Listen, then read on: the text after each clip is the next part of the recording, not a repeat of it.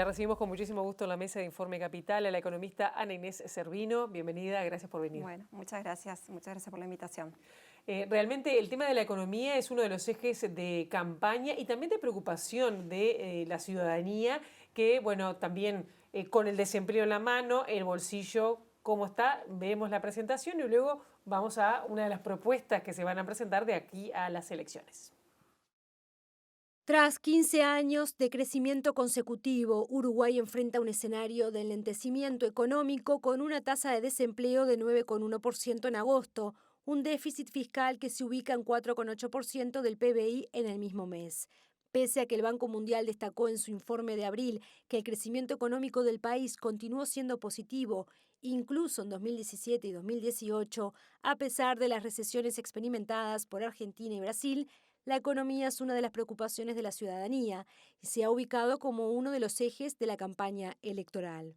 Desde el gobierno se enfatiza que no es un escenario de crisis, pero los indicadores marcan la preocupación de quien asuma el gobierno el 1 de marzo. Desde el programa del Partido Colorado, llamado Un Pequeño País Modelo, se propone establecer una regla fiscal, fijar un presupuesto basado en resultados, bajo una lógica de base cero y reducir el gasto mediante la readecuación de la plantilla de funcionarios públicos al no cubrir vacantes y reducir gastos prescindibles. ¿Qué medidas deberá afrontar el equipo económico que asuma en marzo para reducir el déficit fiscal? Los cambios propuestos a nivel de política cambiaria, de reducción de gastos, ¿de qué manera se plantean implementar? ¿Cómo impulsar la senda de crecimiento para atraer nuevas inversiones o generar más empleos? ¿Qué acuerdos serán necesarios para una reforma previsional? ¿Será necesario un ajuste fiscal para estabilizar las cuentas? Para conocer de qué manera el candidato del Partido Colorado afrontará, en caso de ganar, estos desafíos, Informe Capital recibe a Ana Inés Cervino, referente económica de Ernesto Talvi. Cervino es economista, ha desempeñado cargos gerenciales en el sector financiero a nivel privado. Hoy es directora de Incapital, una empresa de fondo de capitales, y durante 10 años fue gerenta de inversiones en República AFAP. Ana Inés, para empezar, una especie de paréntesis personal en medio de una entrevista naturalmente política y técnica. ¿Cómo es esto de ser referente, nada menos que del área económica, de un candidato a la presidencia de la República? ¿Cómo lo va llevando? Bueno, sí, como un desafío muy importante dentro de lo que es mi carrera profesional. Nunca había estado en contacto con la política, es algo totalmente nuevo para mí. Y bueno, cuando Ernesto me invita a participar el año pasado, comencé participando en lo que es el grupo de previsión social, o sea, asesorando en materia de previsión social, dado mi trayectoria anterior en República FAP, y luego, hacia fines de año, me pidió que diera un pasito más, un poquito más de compromiso, yendo ya más hacia todo lo económico en general. Sí. Y bueno, la verdad que como un desafío muy interesante que estoy, si bien es exigente, pero disfrutando también la oportunidad y el desafío. ¿Se hacen largos los días? Y bueno, se arranca temprano y se termina tarde, sí, realmente. Pasando ahora sí a la cuestión económica, a la coyuntura, ¿cuál es hoy la principal dificultad en términos de la economía del Uruguay? Yo sé que a veces los tecnicismos hacen que pueda haber variantes, pero si tuviéramos que simplificar y para que la gente que no tiene formación lo comprenda. Mira, básicamente nosotros, lo que entendemos es que el gran problema que está teniendo el país es un problema de competitividad, que eso lo que está haciendo es que las empresas están con problemas para encontrar proyectos rentables en los cuales poder invertir y por lo tanto se está afectando la tasa de inversión, que está en niveles mínimos de 10 años, 12 años, y también el empleo, ¿no? Entonces es el principal problema que tiene el país, que es que no se está pudiendo, digamos que calentar los motores de la economía nuevamente. Vinimos de crecimientos bastante elevados en los años anteriores, sobre todo en el momento del boom de los commodities, en donde recibimos lo que se llama como un viento de cola, porque es algo favorable para el Uruguay. Y una vez que se acabó ese boom de los commodities, tuvimos una primavera, que le decimos nosotros, de lo que fue la Argentina cara, que nos brindó 2 temporadas turísticas digamos que muy favorables para el Uruguay. Y eso también nos permitió ir, digamos que sobrellevando algo que ya se venía gestando, que era atraso lo que se conoce como atraso cambiario. ¿Esa primavera ya en este periodo de gobierno o es anterior? Estamos No, hablando esa de años primavera es anteriores. 2016, 2017, 17, ahí las está. temporadas turísticas de ese momento. Y bueno, el influjo de los argentinos es muy fuerte para el Uruguay y también lo que hace es que disminuye el emisivo, el turismo emisivo, entonces también aumenta el turismo interno en el país.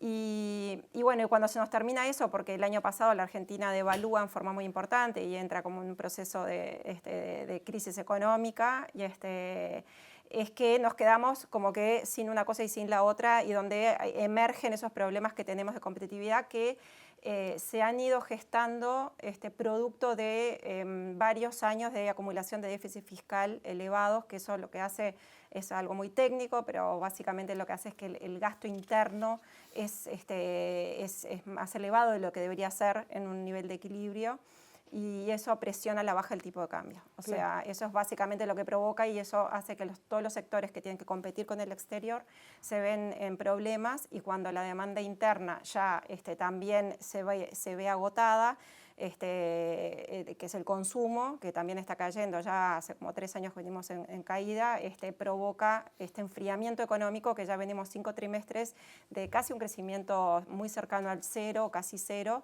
y niveles de, si miramos los últimos 4 años, el promedio del PBI, de crecimiento del PBI va a ser 1,3%, o sea que esos son niveles que son muy, muy bajos para lo que necesita la economía para estar dinámica, digamos. Servino, ¿y cuáles serían las primeras medidas? Usted ha mencionado concretamente, o para hablarlo en un lenguaje más no tan académico, que el modelo económico del Frente Amplio está agotado.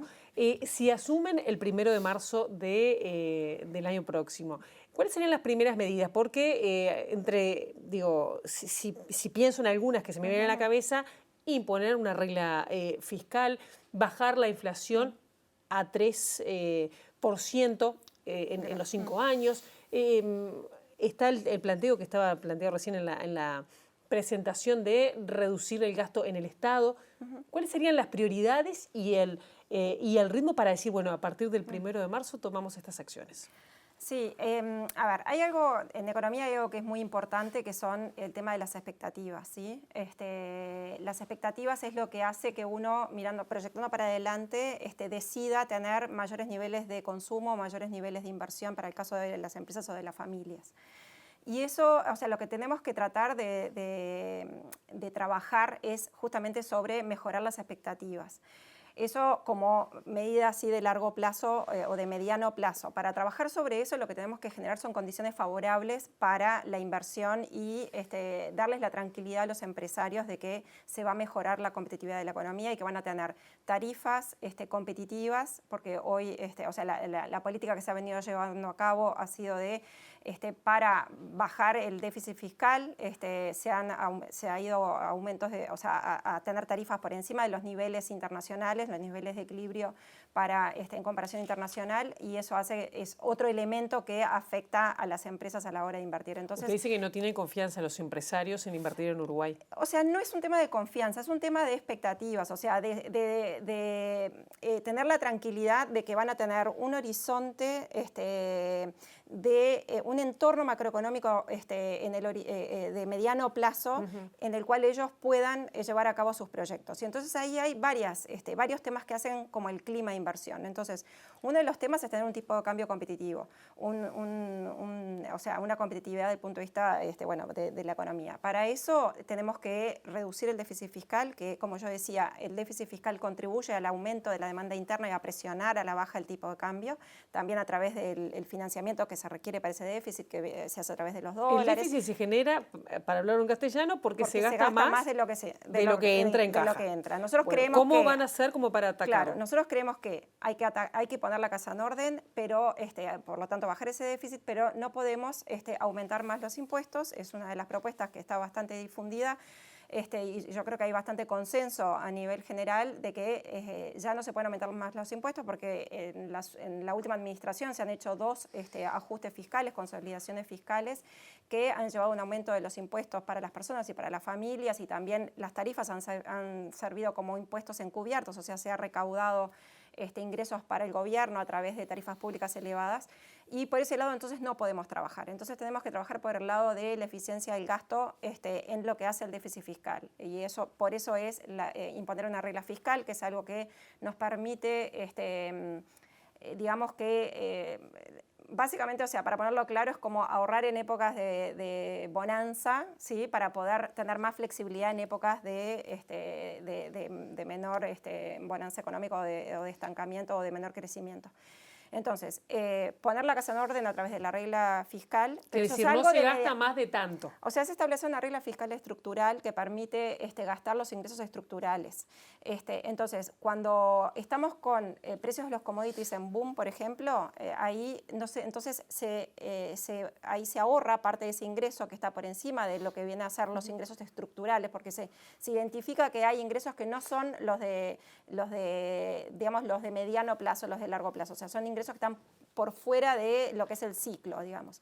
Entonces, la regla de responsabilidad fiscal es para poder hacer políticas anticíclicas y poder gastar más cuando estamos en menor crecimiento, ¿sí? Y ahí no, o sea, en vez de subir los impuestos, es aumentar el gasto y darle dinamismo a la economía y ahorrar en momentos en los que estamos de boom. Eso es como un tema de orden, pero también... Una consulta con respecto a la regla fiscal que me parece pertinente, ya que estamos en esa materia y después retomamos lo pendiente. En una entrevista que usted le concedió a La Diaria hace un tiempo, usted habló de la conformación de un tribunal de expertos, fue la expresión que utilizó, para evaluar si en determinados momentos esa regla puede ameritar algún tipo de excepción producto de coyunturas especialísimas, podríamos decir. Y dijo que en ese tribunal deberían estar o podrían estar la academia, obviamente la dirigencia política, el gobierno y el sector privado. ¿Por qué no los sindicatos? Porque... así es como se construyen las reglas fiscales. Digo, porque en otros organismos uruguayos, cuando están las cámaras empresariales, también están los sindicatos. Pienso en los consejos de salario. Sí, bueno, porque la idea es, los empresarios, o sea, las cámaras empresariales están presentes por digamos que el termómetro que ellos pueden dar respecto a cómo están viendo la economía y cómo están sus decisiones de inversión, que no es el caso de los sindicatos. O sea, los sindicatos tienen como rol defender los derechos de los trabajadores, pero no son quienes están arriesgando capital a la hora de decidir realizar inversiones en la economía, y lo que se busca con esto es ponerle, es como el termómetro de la economía, o sea, realmente entender en qué momento del ciclo estamos, y si estamos en el ciclo, como digo, de boom, si estamos en un ciclo de estabilidad o si estamos en un ciclo de decrecimiento. Entonces, los sindicatos en ese comité no tendrían un rol. Por más que son quienes representan a quienes aportan el trabajo en ese vínculo. Pero no es la idea, o sea, pero no es el objetivo. O sea, los sindicatos tienen todo su rol para jugar en los consejos de salarios y obviamente en todas las negociaciones colectivas con las empresas y bilaterales con las empresas directamente, o en los consejos de salarios en forma colectiva con la rama o el sector que le corresponda. Pero no en esto que es, como yo digo, es algo más técnico, y es establecer en dónde está la economía parada para poder decir, corresponde ampliar el gasto o corresponde frenar un poquito el gasto en función de cómo están siendo los ingresos. ¿Y por dónde estaría el ahorro del gasto? Porque estamos hablando se estaba hablando de más o menos de unos 1.000 millones. El Partido Nacional dice 900 millones en su programa, ustedes en el entorno de los 1.000 millones. ¿Por dónde iría el recorte? Sí, a ver, a nosotros me parece que, o sea, no corresponde hablar de recorte porque el ahorro tiene una connotación negativa. El ahorro nosotros entendemos que viene por el lado, o sea, hay que adecuar la plantilla del Estado. Nosotros creemos, o sea, ha subido en 70.000 puestos, vínculos, como hemos visto desde el 2004, desde el 2014, sí, desde 2004, perdón, 35 y el resto 10.000 en la última administración. y entendemos que hay espacio para mejorar la eficiencia, o sea, hacer una reforma estructural del Estado, que eso se basa en el presupuesto base cero, lo que se mencionaba al principio de cuáles son una de las propuestas nuestras, que es armar un presupuesto base cero en el cual se pasa a un presupuesto no por inciso, sino por programas, y en donde se busca establecer metas claras y objetivos para cada programa, y asignar los recursos a esas metas y a esos programas para y de esa manera poder evaluarlos y tener realmente una rendición de cómo están funcionando esos programas. Con esto, o sea, es una metodología que se está aplicando en varios países. México la comenzó a aplicar en el 2016 y logró una reducción de 9 puntos en el gasto federal. ¿Qué se busca? Se encuentra, o sea, con estas metodologías que son complicadas, si decís, perdóname para terminar, no, que son complicadas de implementar y quizás hay que implementarla en etapas, o sea, no es tan sencillo como para el primer año ya implementarlo en forma toda de primera. Se logra encontrar gastos duplicados, gastos superfluos, o sea, gastos que no están rindiendo, que no están cumpliendo ningún objetivo, y bueno, excesos de gastos. Y lo que nosotros decimos es que entendemos de que hay espacio para readecuar la plantilla a partir de el espacio que se crea con las jubilaciones, los fallecimientos y las renuncias, las vacantes. Y las terminaciones de contratos, que son unas 20.000 por año, y el resto son 9.000 también. Entonces, sin tocar, obviamente, porque digo, nosotros está en la base de todo nuestro programa transversalmente, mejorar los servicios de educación, proteger los servicios mejorar los servicios de salud y obviamente mejorar también los servicios de seguridad. Sin afectar el servicio, nosotros creemos que hay espacio para, mediante no cubriendo las vacantes, de readecuar la plantilla hacia una plantilla que sea financiable, porque la plantilla que tenemos hoy no es financiable. Usted habrá escuchado a esta altura, porque aparte ha participado de debates, por ejemplo, con Cristian Daude, que es uno de los referentes del equipo del candidato oficialista Daniel Martínez, que desde el Frente Amplio se dice es imposible que el Estado deje de tener tantos contratos sin que alguna de esas áreas que ustedes quieren cuidar, seguridad, salud, educación y justicia, usted ha hablado muchas veces también del Poder Ejecutivo, se resientan en su funcionamiento. Por ejemplo, porque en alguna discusión se ha planteado esto, en la educación puede que no se toquen puestos docentes, pero sí administrativos, como capaz que es zona en la que puede dirimirse la cuestión. Nosotros decimos, en las áreas esenciales, o sea, digamos que en las áreas esenciales están los que están al frente de batalla, que son los policías, son los maestros y son los médicos y asistentes, o sea, el personal técnico en el área de salud. Y bueno, los jueces y los fiscales, ¿no? en el área de justicia. Pero después, atrás, tras bambalinas, hay un montón de administrativos, más personal y que puede ser alrededor de un tercio del personal que está por detrás, perdón, 2/3 lo que está por detrás de los que están al frente de batalla y brindando el servicio en forma directa, son 2/3 los que están detrás. Creemos que ahí puede haber espacio. Son más los que están detrás que los que están en forma directa, si entendí bien. Sí. Son más. Por eso creemos que se puede también, sin afectar el servicio, trabajar sobre las no renovaciones en esas áreas. Obviamente, lo que está detrás, ¿no? Obviamente que se va a empezar por las otras áreas, las áreas que no son las consideradas esenciales. Cristian Daude, yo lo participé con él en algún debate y ellos también hablan de no renovar todas las vacantes. O sea, es una propuesta que el partido de gobierno, el oficialismo, ya intentó aplicarlo, o sea, se lo puso como objetivo, si bien no lo puso por ley, se lo puso como objetivo, el famoso 2x3, sí. ¿No? Y bueno, que no se logró, pero Cristian Daude lo está manifestando también como una de las medidas que ellos entienden que hay que bajar en un punto del PBI el gasto, que esos son en torno a 650 millones de dólares, y también hablan de la no renovación de vacantes. Daude lo que dice es, con un crecimiento que proyecta la campaña oficialista por lo menos de 2 puntos en los próximos años, producto del impacto de la nueva planta de UPM y las obras de infraestructura, quizá no sea necesario un recorte tan grande como el que se plantea desde otros partidos. ¿Qué piensa usted de eso? Él plantea un punto o sea, él plantea llegar al mismo objetivo que planteamos nosotros, o sea, un déficit fiscal en torno al 2,5 del PBI, y él habla de, por lo tanto, hay que bajar 2 puntos el gasto sobre el PBI, y él plantea un punto por recortes, o sea, un punto por no renovación de vacantes, por ajuste del gasto, y el otro punto se da por crecimiento. Bueno, nosotros creemos que hay que ir un poquito más de ese punto que él plantea, que como dije es algo menos de los 1.000 millones.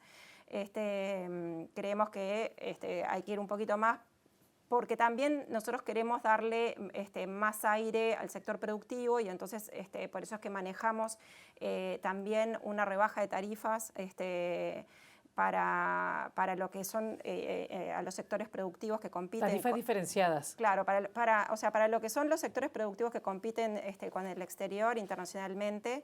Entonces también tenemos que conseguir trasladar parte de esos ahorros hacia el sector productivo. Entendemos que hasta ahora el sector privado y las familias han sido los que han estado financiando, soportando con sus impuestos este alto gasto público, y creemos que hay que a través de una reestructura del Estado y de las medidas de presupuesto base cero y de no renovación de vacantes, ajustar un poco el gasto y darle un poco más de aire a los sectores productivos. Claro. Entonces, quizás la diferencia es, nosotros también prevemos que el PBI va a crecer, por supuesto, que se va a ir reactivando, y eso va a licuar en parte el gasto público, pero también queremos darle un poco de aire, y por eso es que necesitamos un ahorro mayor del lado del Estado para que las empresas públicas, para que el Estado no necesite que las empresas públicas le estén vertiendo los ingresos que le están vertiendo hoy a través de las tarifas que están por encima de los niveles de paridad de importación. Antes de pasar a otros temas, me quedó pendiente una cuestión que tiene que ver con los ahorros, recortes o como quiera llamarle, ¿no?